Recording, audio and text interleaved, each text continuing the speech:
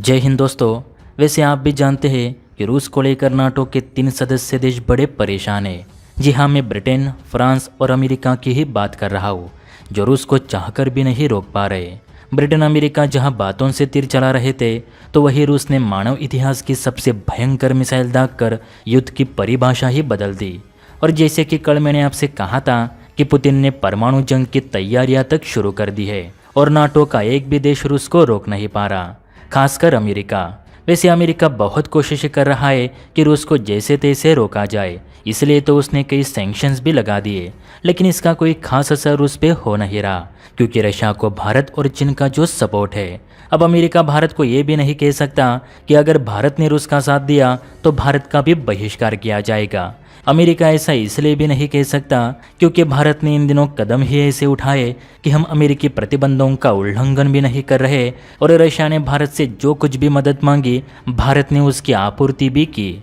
आपको याद ही होगा कि शुरुआती दिनों में रूस ने कहा था कि भारत यूएन में हो रहे निंदा प्रस्ताव में रूस के खिलाफ वोट ना करे, तो भारत वोटिंग से दूर रहा। रूस पर आर्थिक प्रतिबंध लगने से जो अमेरिकी क्रेडिट कार्ड कंपनियां रूस को छोड़कर चली गई, उसके बाद रूस के कहने पर ही भारत ने रुपए पेमेंट सिस्टम को लेकर प्रक्रिया तेज कर दी, ताकि दोनों देशों में यूरोपियन कार्ड्स के बजाय इंडो रशियन पेमेंट सिस्टम को बढ़ावा दिया जा सके।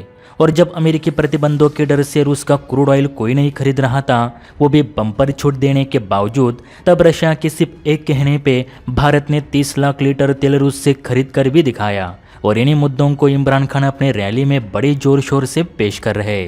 खैर, भारत ने जो कर दिखाया वो चीन ना कर सका। भारत की कूटनीति को देख यूरोप हैरान है, बल्कि भारत की चतुराई देख अमेरिका भी मन ही मन तालियां बजा रहा होगा। लेकिन जो छूट भारत को मिली वो चीन के नसीब में कहा, बल्कि चीन के कुछ करने से पहले ही अमेरिका ने उस पर आरोप लगाने शुरू कर दिए। ये जो आर्टिकल आप देख रहे हैं, उसमें साफ तौर पर लिखा है कि अमेरिका ने चीन को क्लियर वार्निंग देते हुए कहा कि गलती से भी चीन रूस को सैन्य सहायता मुहैया कराता है तो पूरा बीजिंग खतरे में पड़ जाएगा। दरअसल अमेरिकी विदेश मंत्री एंटनी ब्लिंकन ने प्रेस कॉन्फ्रेंस के दौरान कहा कि चाइना यूक्रेन जंग में मिलिट्री इक्विपमेंट्स के जरिए रूस की मदद करने की चाह रख रहा है, प्लस और उसकी फाइनेंशियल मदद करने की बात भी सामने आई है। अमेरिका का मानना है कि चीन यूक्रेन विवाद में तटस्थ रहने का नाटक करके चोरी छुपे रूस की मदद कर रहा है। उनका ये भी मानना है कि चीन को यूक्रेन हमले की जानकारी पहले ही मिल चुकी थी, लेकिन उसने बताई नहीं। लेकिन हमें अगर पता चला कि चीन ने रशिया को सैन्य हथियारों की आपूर्ति की तो अमेरिका सजा जरूर देगा। वैसे गौर से देखा जाए तो ये सब नियम कायदे भारत के लिए भी लागू होते हैं, और ये बात अमेरिका भी जानता है कि भारत रूस के खिलाफ कभी नहीं जाएगा।